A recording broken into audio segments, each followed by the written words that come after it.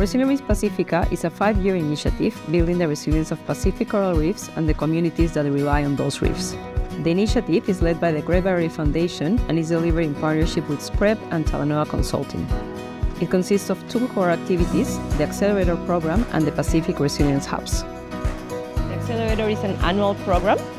We select a cohort of 4 to 6 projects each year, and as part of the program, we bring them all together on an in-person workshop. So we have 5 projects, one from Tuvalu, Palau, Fiji, Solomon Islands, and the Cook Islands.